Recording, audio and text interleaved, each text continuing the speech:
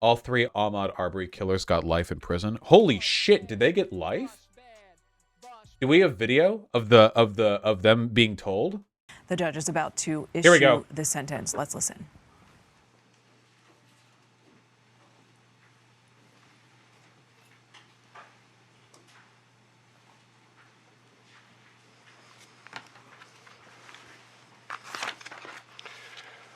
All right, the way the court's going to address this, I'm going to make a few remarks and then address each one of the defendants with regard to sentencing. And the remarks are intended to be general, but also taken into consideration in the individual sentencing portion of the court's statement.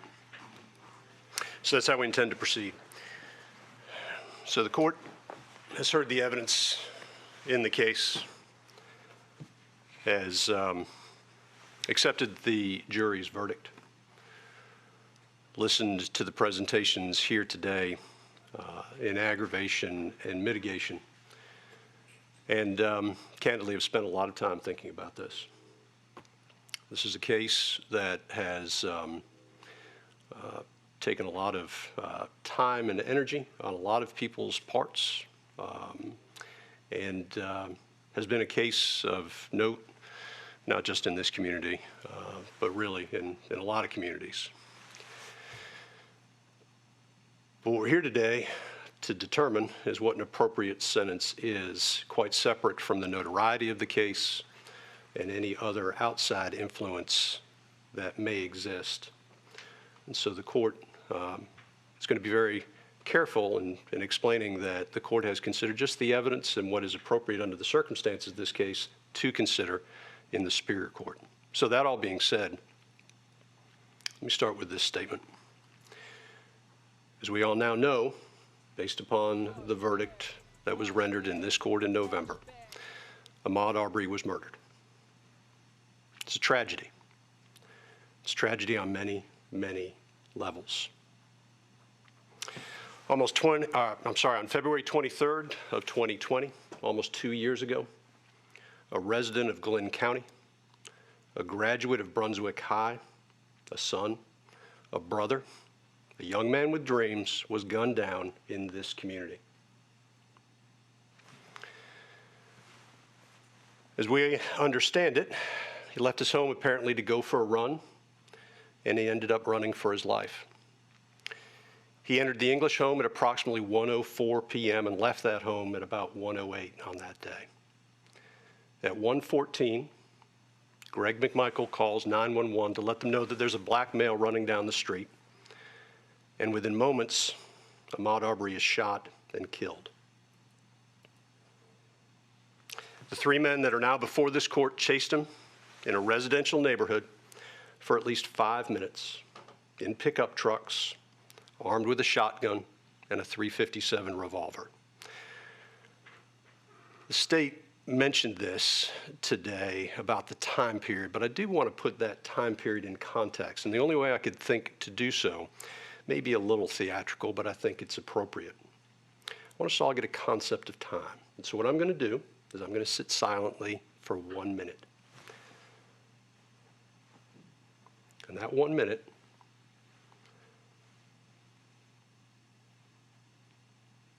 represents a fraction of the time that Ahmaud Arbery was running in Satilla Shores.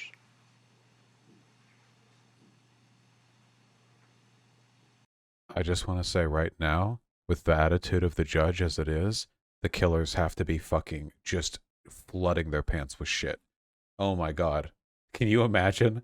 Like the way the judge is behaving. They're like they're hissing like, well, okay, well, hoping, we'll be out when we're old men, And the judge actually, they're like, oh fuck.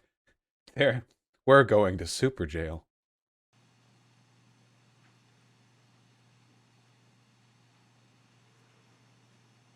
The moment of silence is only active when the video is playing.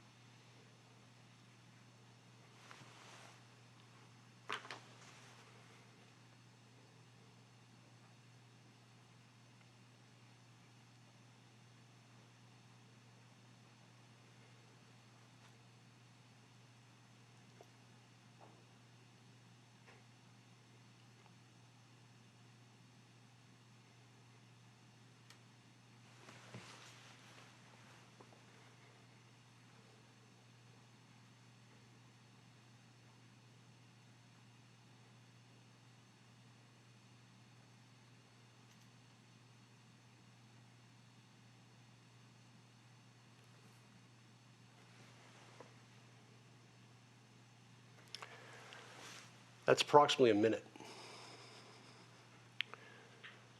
Again, the chase that occurred in Satilla Shores occurred over about a 5-minute period. And when I thought about this, I thought from a lot of different angles, and I kept coming back to the terror that must have been in the mind of the young man running through Satilla They're Shores. so fucked, and they know it. The jury heard the evidence and returned a verdict.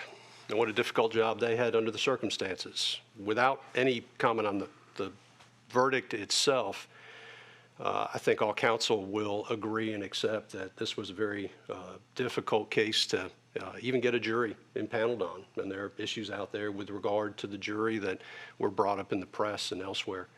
But I want to give credit to those members of the panel, not because of their verdict, just because of the fact that they were willing to go through the process that they went through with the state, with the defense, and with this court. We're here today to sentence the defendants. In discharging the duty, this court is required to consider all mitigating and aggravating circumstances. The court has considered those circumstances, including but not limited to all aspects of the crimes charged, the past criminal record or lack thereof of the defendants. I've also considered any lawful evidence which tends to show the motive of the defendants, their lack of remorse, their general moral character, and any predisposition to commit other crimes. Now, I think in this case, the record speaks for itself, and the defendant's own words, I think, guide this court with regard to sentencing. Went back through my notes and other resources to pull some of the quotes that we have in this case. I'll start with Greg McMichael. In my opinion, Greg McMichael, very early on in this, tried to establish a narrative.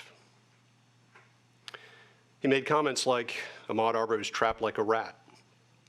Stop or I'll blow your, and I won't repeat it again, head off. He effectively admitted that he wasn't sure what Ahmaud Arbery had done wrong. Quote, I don't think the guy has actually stolen anything out there, or if he did, it was early in the process. But he keeps going back over and over again into this damn house. Again, back to the narrative. Told Travis, you have no choice. Told another individual at the scene, this guy ain't no shuffler. This guy's an asshole. This is the modern judicial equivalent of an executioner sharpening an axe. You know, I can hear the hammer files of a gallows being assembled in the town square. Jesus Christ, I can't tell. I am inferring this. I feel like the judge is right now taking great pleasure in the anxiety of the murderers, and I'm absolutely here for it. You know, you could keep this going for another hour. You know, the judge could like lazily pull out a Bible and say, you know, and in reflecting on this case, I am reminded of the greatest sins of man. We turn now to, you know, and just go. I don't care. Just keep going for it. Commented that he wanted him, Ahmaud Arbery, to know that we weren't playing. If I could have gotten a shot at the guy, I would have shot him. Travis McMichael claims he was in shock. But it's interesting because he talks about his concern for his child and his own well-being. Part of this was while the victim was actually laying there in the street. Commented, this is the worst day of my life. Well, I think it's been touched on here today. There were other individuals that were impacted. No, this is the worst day of your life. I looked at the video of this incident. When I say the video, I think everybody knows what we're talking about. But there was one part of it that struck me as absolutely chilling. And that is, I believe it's in the enhanced video provided by the GBI. There's a frame where I believe Ahmaud Arbery, it looks to be, if he's 20 yards out, that may be close, 30 yards out. And it's the frame of Travis McMichael lifting the shotgun to fire at Ahmaud Arbery. And you watch that with context. And when I say context, after hearing the evidence in this case, again, thinking about a young man that had been running at that point for almost 5 minutes. And it is a chilling, truly disturbing scene. And we got there because Travis McMichael's father saw Ahmaud Arbery hauling down the street, and calls out, "Let's go." At that point, Travis McMichael, despite whatever may have been going on in his life at that time, with regard to family or otherwise, just goes, grabs a shotgun, and goes because he assumes that it is the right thing to do. Ahmaud Arbery was then hunted down and shot. And he was killed because individuals here in this courtroom took the law into their own hands. Mr. Bryan, he joined in after calling out to the McMichaels. Y'all got him? Oh, and by the way, conservatives are running away from this one, but do not forget that prominent conservatives were defending the killers here, you know? This may not, like, there were the two big cases from this were Rittenhouse and Arbery, and the conservatives were defending both. And the, yeah, Tim Pool did, yeah. And the, and the Rittenhouse stuff played out how it did, and they crowed. And this one, they've all dropped like a hot iron. Not because the evidence changed, but because they realized that the optics of it were getting worse and worse and worse. But they did. It was a modern-day lynching. He still does. Tim Pool still does. Well, there you go. A modern-day lynching with no mitigating circumstances. They literally just ran a black guy down in a pickup truck with guns. Just plain as day. I mean, nothing. They said he had a hammer in his pants. I mean, the shit they came up with to justify this was fucking ludicrous, you know? Ahmaud Arbery, if he had been... I wish Ahmaud Arbery had a hammer, okay? The hammer of a gun in his pants. Because if Ahmaud Arbery had spun around and gunned these fucks down in their car, he would have... That would have been the most justified goddamn act of self-defense in all of American history, okay? The fucking... The Constitution itself would have shivered with the sheer ecstasy of the Second Amendment being wielded with such righteous justice. But sadly, he had neither a hammer nor a gun, and he was not able to defend himself. And you know, by the way, that if he had defended himself, the conservatives would be on the other. They'd be, you know, like, oh, this thug gunned down these innocent white men who were just driving around, you know. They would have made they would have said, like, you know, they would have said Ahmaud Arbery is chasing them, you know. They would have been like, you know, these poor white boys were just driving in their truck and Ahmaud was running faster than they could drive, you know. Just something. They would have come up with something. He didn't know what was going on, but obviously wanted to know if this individual who was running through the neighborhood, who he didn't know, had been caught in some way. He said, quote, "I figured he'd done something wrong, but I didn't know for sure." Or it wasn't actually this quote. Those quotes are two separate quotes. Didn't know for sure. "I thought he would get away." And this is the part that is disturbing to me with Roddy Bryan. If the guy would have stopped, this would have never happened. All of these quotes give context, I think, to the video that we saw during the case. And Miss Wanda Cooper-Jones this morning made a statement that I think, when you look at these statements and you see the videos, is very true. And that is, she said, when they could not scare or intimidate him, they killed him.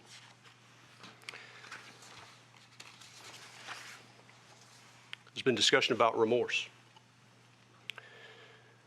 And I agree with counsel that it is dangerous for defendants who have multiple prosecutions against them to make statements of remorse. But remorse isn't something that is simply a statement of regret.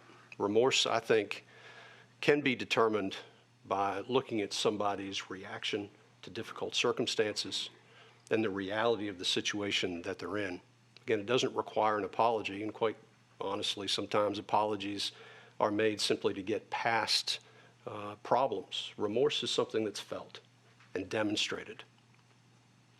In this case, getting back to the video, again, after Ahmaud Arbery fell, the McMichaels turned their backs. It's, again, a disturbing image, and they walked away. This was a killing. It was callous, and it occurred. And with that, it's now 5 p.m. We'll adjourn the jury, and we will return to the sentencing hearing the following day. Jesus Christ. Dude, please do not get me wrong. I'm loving it. But holy shit, this guy it's like unseen to the camera. He's got like an entire journal full of, moral condemnations that he wanted to provide. Speed it up? Why would I speed it up? Why would I? This is probably the highlight of this guy's career. And this is, by the way, has to be the best part of being a judge, conceptually. If I was a judge, and I would never want to be a judge, but if I was, this would be the highlight of my career as a judge, you know? As far as the court is concerned, based upon the evidence. Yeah, slow it down. Because confrontation was being sought. I think the statement was made during closing arguments. It's interesting to note that the most violent crime in Satilla Shores was the murder of Ahmaud Arbery. So, sentencing does not generally provide closure. I think Ms. Wanda Cooper-Jones also talked about closure, but I don't find that it really does, and I think that's an unfortunate thing. Because in this case, I think many people are seeking closure. The mother, the father, the community, and maybe even parts of the nation. But closure is hard to define and is a granular concept. It's seen differently by all depending on their perspective and the prism of your lives. Instead of closure, maybe we best see today's proceeding as an exercise in accountability. We are all accountable for our own actions. Goddamn right. Sometimes, in today's day and age, that statement is lost upon many. And today, the defendants are being held accountable for their actions here in Superior Court. Today demonstrates that everybody is accountable to the rule of law. Taking the law into your own hands is a dangerous endeavor.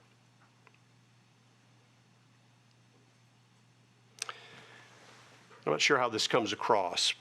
I'll say it anyway. I think ultimately, with regard to the murder of Ahmaud Arbery, it holds us all accountable. I've read somewhere, and I don't remember where it was, that at a minimum, Ahmaud Arbery's death should force us to consider expanding our definition of what a neighbor may be and how we treat them. I argue that maybe a neighbor is more than the people who just own property around your house. I also believe that in assuming the worst in others, we show our worst character. Assuming the best in others is always the best course of action. And maybe those are the grand lessons from this case. I will let others spend as much time as they want writing about it and talking about it. But those are my general thoughts with regard to this case and sentencing. That said, with regard to the sentence in this case, as to Travis McMichael, Mr. McMichael, the court sentences you as follows. Count 1, malice murder, life without the possibility of parole. Without? Count 2, felony murder, is vacated by operation of law. Count 3, felony murder, vacated by operation of law. Count 4, felony murder, vacated by operation of law. Count 5, felony murder, vacated by operation of law. Count 6, aggravated assault, merges into count 1. Count 7, aggravated assault. The court sentences the defendant to 20 years consecutive to count 1. Count 8, false imprisonment, merges into count 1. Count 9, attempted false imprisonment, 5 years concurrent to count 7. That is life plus 20. Greg McMichael. I love that shit, man. I know it's meaningless as fuck. I know it means nothing, but the fact that you can get life plus sentences is so fucking funny to me. It's like being sent to hell. The court sentences you as follows. Count 1, malice murder, defendant was found not guilty. Count 2, felony murder, life without the possibility of parole. Without! Count 3, felony murder, vacated. When I say vacated, it's vacated by operation of law in all cases. I'm not going to repeat it. Count 4, vacated. Count 5, vacated. Count 6 merges into Count 2. Count 7, aggravated assault, 20 years consecutive to Count 2. Count 8, 10 years concurrent to Count 7. Count 9, 5 years concurrent to Count 7. That is life plus 20 years. Get fucked! Roddy Bryan, I do want to separate a little bit because the state is making a different recommendation.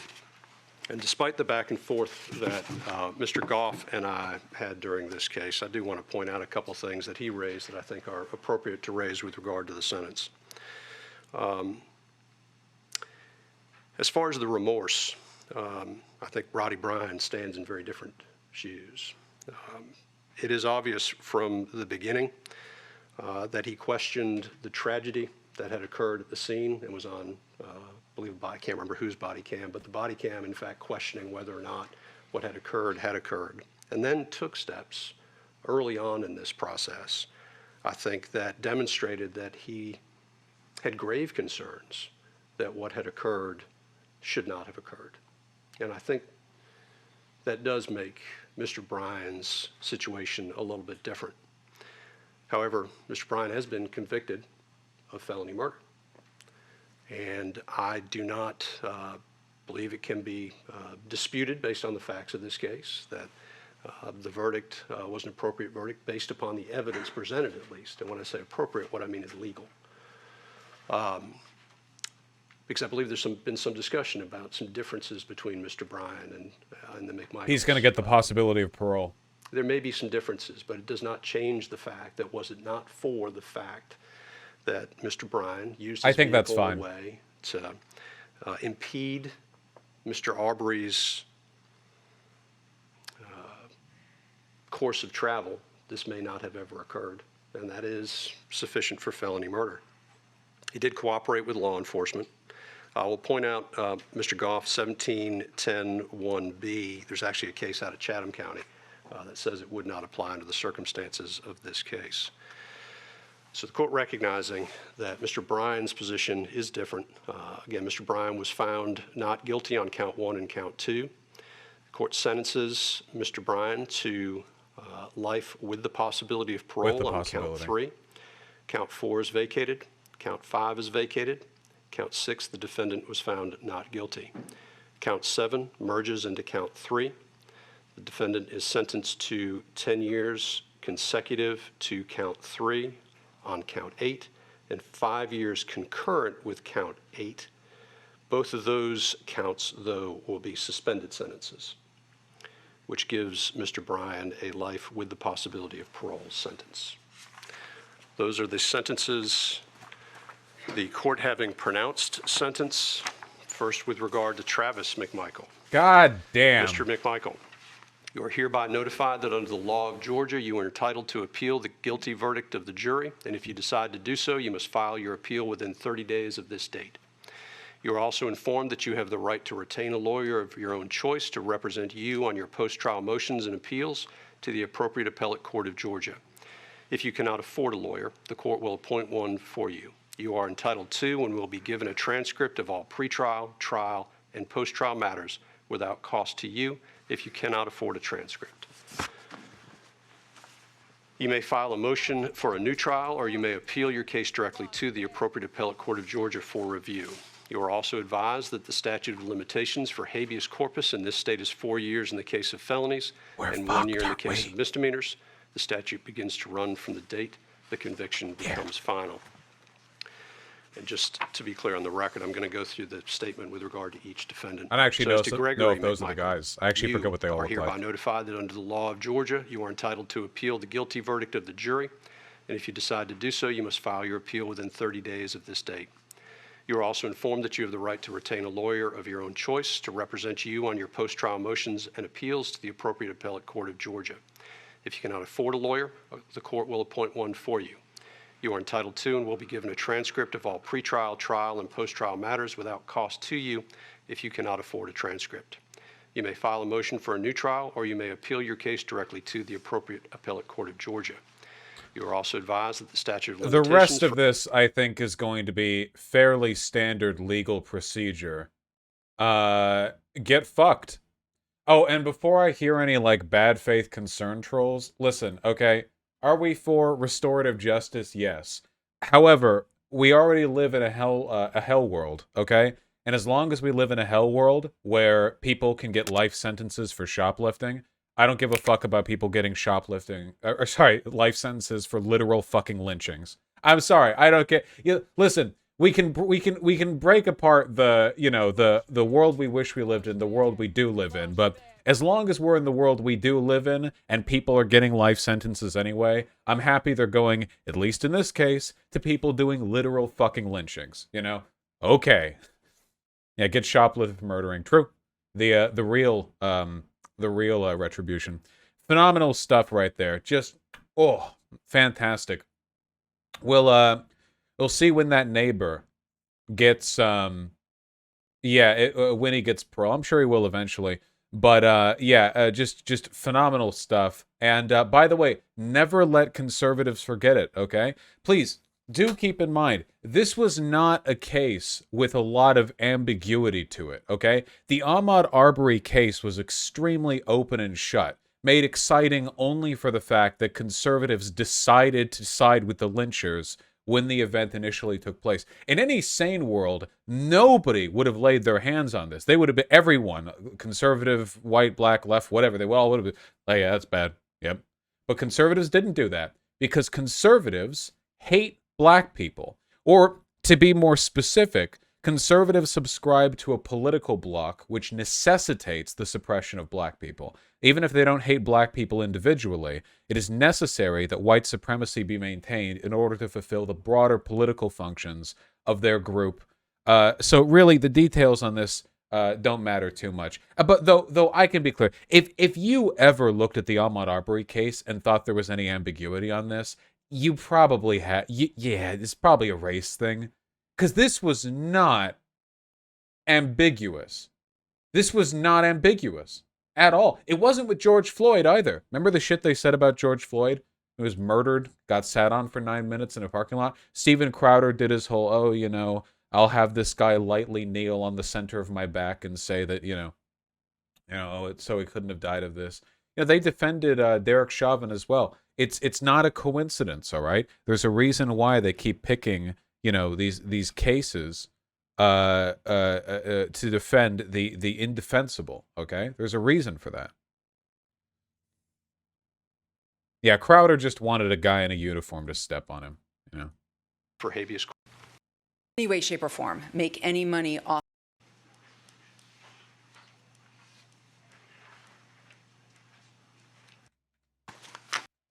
Defendants are not allowed to make any money off of their actions, such as a book.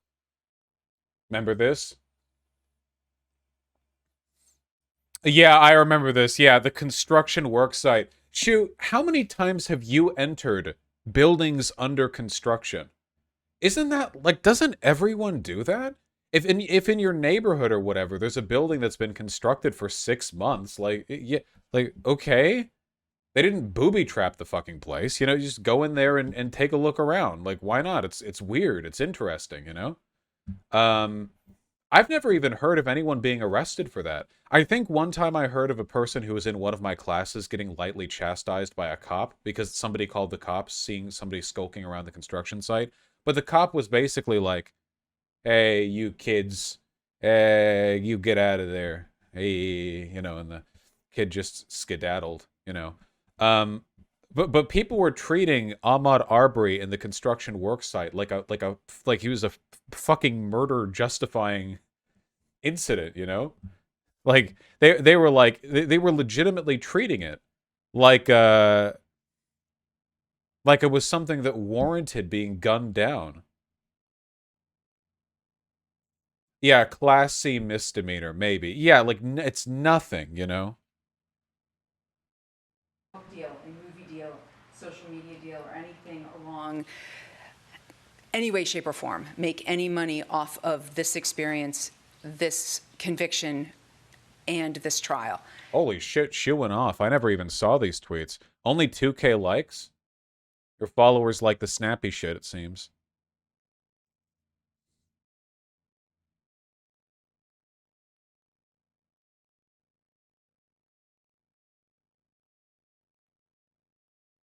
True. True. And that should any money be made, that it go into a fund for the Arbery family. And I've had this condition imposed before, and given the nature of this case, we just seek to make sure. When white people trespass, it's called urban exploring.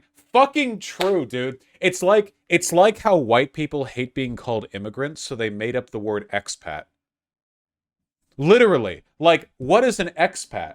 They're an immigrant, but like white. Like that, like that's literally it, you know? There's so much shit like that, man. It just reminds me of it reminds me of well, yes, immigrant, but like from the perspective of another country, I mean. There's so much shit like that. It just reminds me of like how you can pair up those news stories where like somewhere in like the South, some black guy gets 20 years for smoking weed, and then like you get the news story of somewhere in Colorado, like some white weed scientist has invented a 125% CBT like weed nugget. Like you see a white person with like a scientist's coat and like rubber gloves holding up like a solid crystal. CBT, isn't that CBT? The thing? The percentage? CBD. There we go. They're holding up like a solid crystal and they're like, here, it's a weed nugget. This grew up a plant.